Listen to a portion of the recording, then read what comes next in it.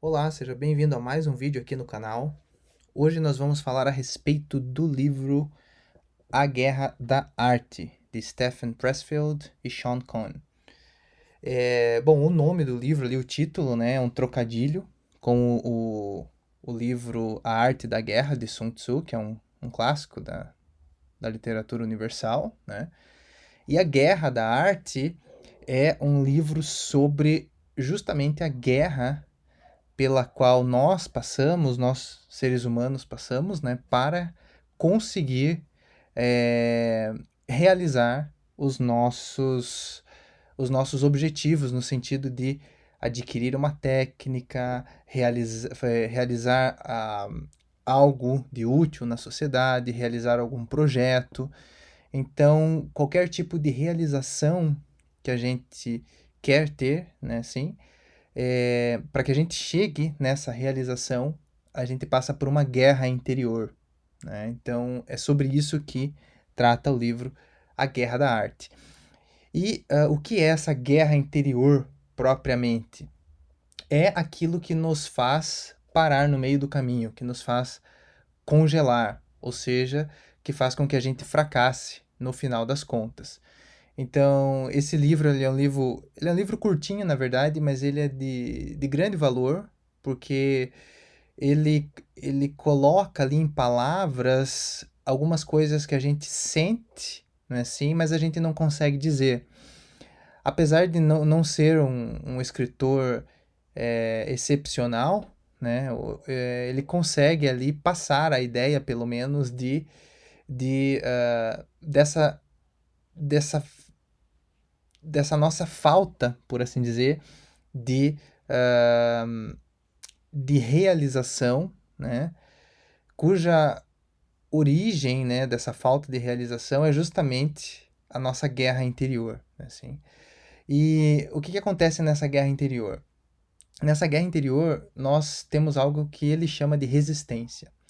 É, no final das contas, a desculpa que a gente vai achar para não fazer o que a gente sabe que a gente tem de fazer, ou aquilo que a gente, entre aspas, gosta de fazer ou que acha que de algum modo deveria ser feito. Então, o que ele chama de resistência é qualquer coisa que sirva de motivo para a gente não realizar os nossos objetivos, tá? Então, eu peguei uma descrição aqui da própria Amazon, né, onde esse livro é vendido. Então, está lá. Desde 2002, a Guerra da Arte inspirou pessoas ao redor do mundo a derrotar a resistência, reconhecer e derrubar as barreiras que bloqueiam os sonhos e silenciar os opositores dentro de nós. A resistência chuta ao traseiro de todos, e o desejo de derrotá-la é igualmente universal. A guerra da arte identifica o inimigo que cada um de nós deve enfrentar, traça um plano de batalha para vencer esse inimigo interno e, em seguida, aponta como alcançar o maior sucesso. Embora tenha sido escrito para escritores, foi adotado por empresários, atores, dançarinos, pintores, fotógrafos, cineastas, militares e milhares de outros ao redor do mundo. Então, de fato, todos nós temos o que ele chama de resistência, né? O autor chama de resistência justamente porque é aquilo que faz com que a gente não vá para frente, que a gente não realize aquilo que a gente quer realizar. Tá? Então eu separei algumas citações bem interessantes desse livro, né, que vão provavelmente te ajudar. E aí você pode tirar suas próprias conclusões, não é assim? Como são somente citações, elas podem estar um pouco fora de contexto. Então, se você tem mais interesse a respeito desse assunto, né, a respeito de como identificar e tentar, por assim dizer, derrotar essa resistência, aí você compra o livro e lê o livro inteiro, né? Então vamos lá. A primeira citação dele é: o guerreiro e o artista vivem pelo mesmo código de necessidade, que dita que a batalha deve ser travada todos os dias. Ou seja, assim como o guerreiro, o artista ou qualquer pessoa, no fim das contas, que queira realizar alguma coisa, ela tem de todo dia se dedicar àquela atividade. Então, se você quer escrever um livro, você tem de se dedicar àquela atividade todos os dias. Se você quer aprender um idioma, você tem de se dedicar àquilo todos os dias. E essa é a sua batalha. Assim como o guerreiro tem as suas batalhas, você vai ter as suas batalhas para que você realize o que você quer realizar no final das contas, né? A resistência não tem força própria. Cada gota de suco que possui vem de nós. Nós a alimentamos com poder pelo nosso medo dela. Se dominarmos esse medo, tem um errinho ali, se dominarmos esse medo, conquistaremos a resistência. Então o que acontece? Ele define a resistência como um medo, né? E por conta desse medo, a gente acha uma desculpa para não fazer o que a gente sabe que a gente quer fazer no final das contas e que deve ser feito. E essa desculpa, às vezes, é falta de tempo, às vezes é o fato de você ter de dedicar tempo à sua família, e às vezes as desculpas, elas parecem ser muito convincentes, muito genuínas e até mesmo importantes. Mas, para a pessoa que está usando aquela desculpa, isso acaba sendo, no final das contas, somente uma desculpa, né? E essa desculpa que vai fazer com que a pessoa tenha resistência e não realize aquilo que ela, no fundo, queria realizar. O paradoxo parece ser, como Sócrates demonstrou há muito tempo, que o indivíduo verdadeiramente livre é livre apenas na medida de seu próprio autodomínio, enquanto aqueles que não se governam estão condenados a encontrar senhores para governar sobre eles. Então, o que acontece? Se você tem autodomínio, você vai se dedicar, né, vai tirar algumas horas do teu dia para se dedicar à sua atividade, aquilo que você quer realizar. E o engraçado é que, por exemplo, quando você tem um trabalho subordinado, assim, você coloca o teu despertador, você acorda no horário, você se troca rápido, você sai correndo, chega no horário todos os dias, faz tudo o que tem de fazer, respeita todos os outros horários, e no final de semana você descansa, e aí começa a semana de novo, você cumpre tudo.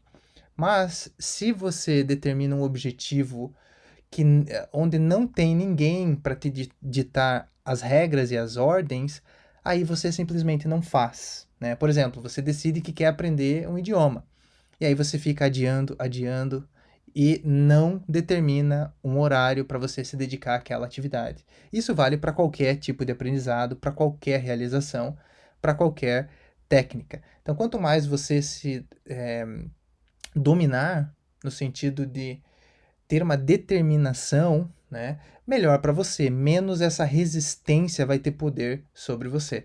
Então, assim, se você não se como que eu posso dizer, autodeterminar as suas regras, aquilo que você quer seguir, aquilo que você não quer seguir, alguém vai determinar isso por você, mesmo que você não esteja consciente disso. Até o psicólogo Jordan Peterson diz que todo mundo tem de fazer algum sacrifício. Então, até uma certa idade na vida, você tem a oportunidade de escolher qual sacrifício que você quer fazer na vida. A partir de uma certa idade, se você não escolheu o sacrifício, a vida vai escolher por você e você vai ter de se sacrificar da mesma maneira. Então, é muito melhor a gente escolher o sacrifício que a gente quer ter, em vez de deixar que outras pessoas escolham por nós, né? Lembre-se de nossa regra prática. Quanto mais medo temos de um trabalho ou vocação, mais certeza podemos ter de que temos de fazê-lo. Então, quanto mais medo nós temos, assim, de uma atividade, né, mais receio a gente tem de realizar aquilo que a gente sabe, no final das contas, que tem de ser realizado, mais a gente pode concluir que a gente deve realizar aquilo. Então, se você tem algum medo, algo que não te deixa agir, você deve sim se dedicar mais a essa ação, para que se dedicando mais a essa atividade, esse medo vá embora.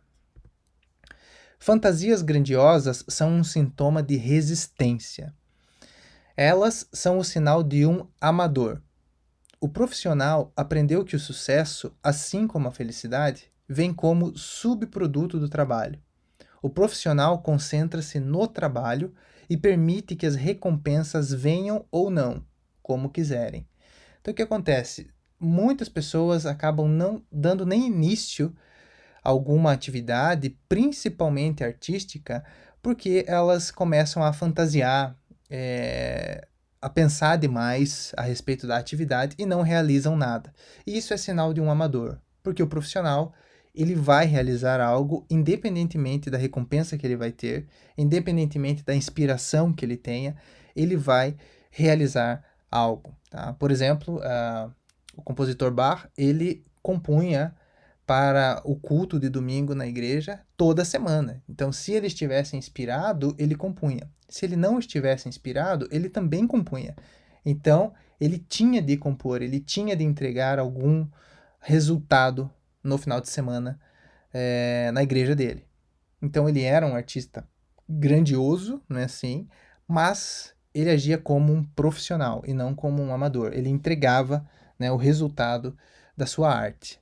É lógico, cada pessoa tem o seu ritmo, etc. Mas você sabe quando você está usando essas fantasias grandiosas como uma desculpa para não fazer algo, por preguiça no final das contas.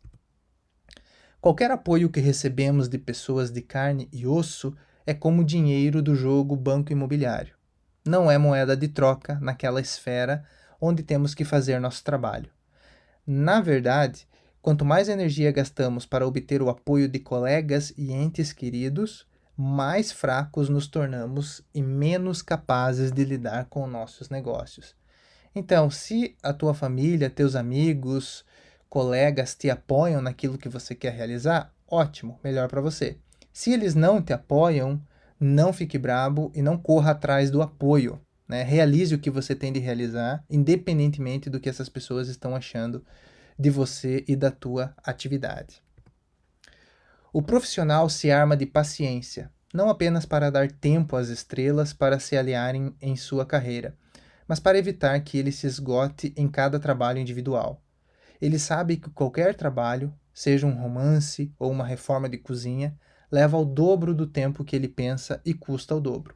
Ele aceita isso, ele a reconhece como realidade.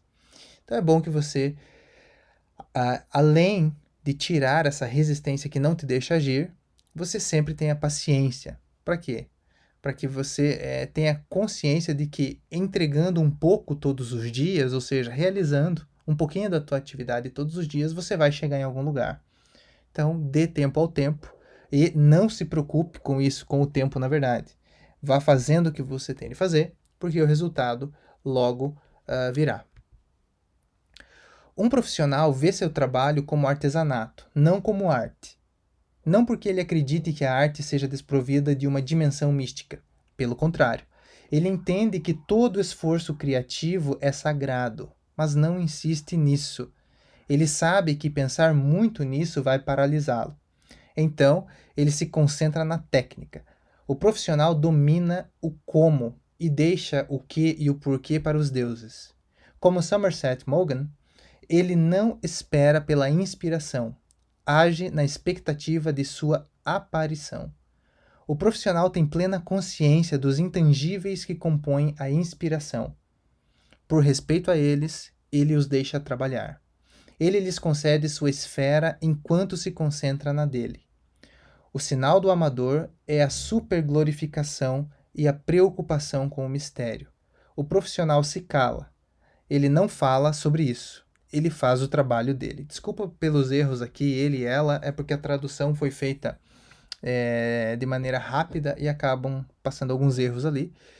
De qualquer maneira, esse parágrafo é muito importante, que é o que a gente estava falando antes ali, né? Você acaba, algumas pessoas, né, acabam pensando demais na sua atividade, no porquê realizar, no que realizar e esquece do como. E os profissionais, eles realizam algo.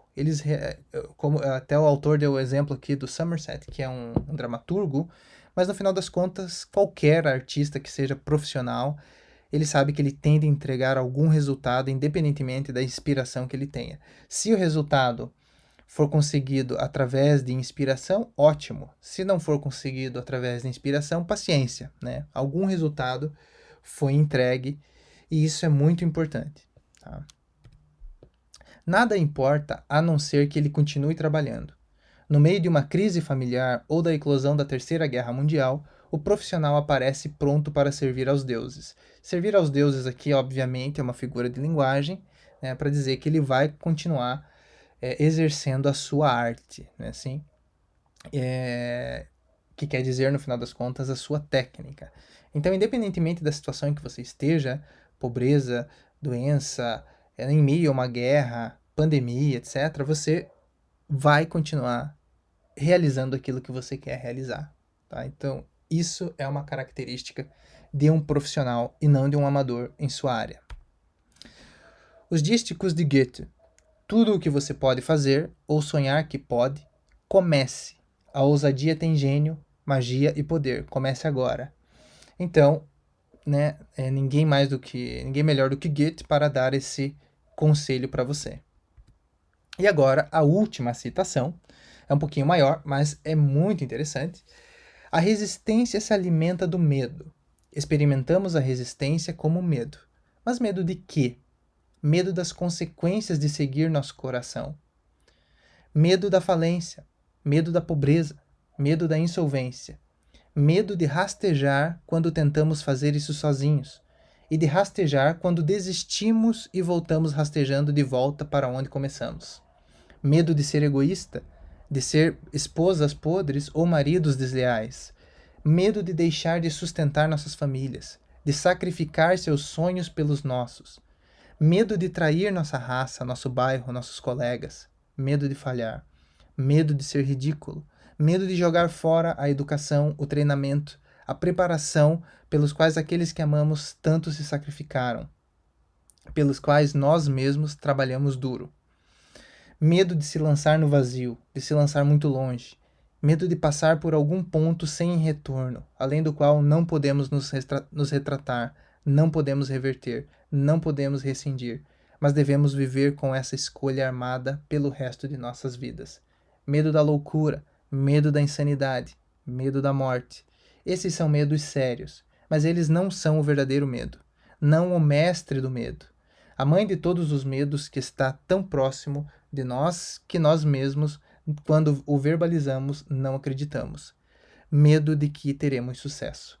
Então, no final das contas, todos esses medos aqui, eles existem de fato, né? E muitas vezes são justificativas, né? Plausíveis para você adiar um plano ou algo assim. Só que o que acontece é que a maior parte das pessoas se preocupa com um medo futuro, com um medo de algo futuro que ainda não existe. Por exemplo, medo de ficar sozinho, assim, medo de falhar, medo do que os colegas vão falar. E a pessoa trava, ou seja, os colegas nem começaram a falar dela ainda e a pessoa já trava, assim. Então a pessoa começa a criar consequências negativas, futurísticas, que na maior parte dos casos não existem, e que fazem com que ele não haja, né, assim, fazem com que ela não haja. E aí, essa pessoa com esse medo, então, ela acaba deixando de realizar o que ela queria realizar. Só que no final das contas, esse medo é só uma ideia, um pensamento. E aquela situação que ele teme não existe e não vai existir nunca na realidade. É apenas uma desculpa, né? Que o autor aqui chama de resistência. Então era mais ou menos isso que eu queria passar para vocês hoje. Espero que tenha ajudado, espero que o vídeo tenha ajudado vocês aí a tomarem consciência de quais são as desculpas que vocês usam em forma de resistência, né, assim, para não fazer o que vocês sabem que querem fazer, o que devem fazer. Se você gostou do vídeo, curta o vídeo, compartilhe com as pessoas que tenham interesse e nós nos vemos então em uma próxima oportunidade. Tchau, tchau.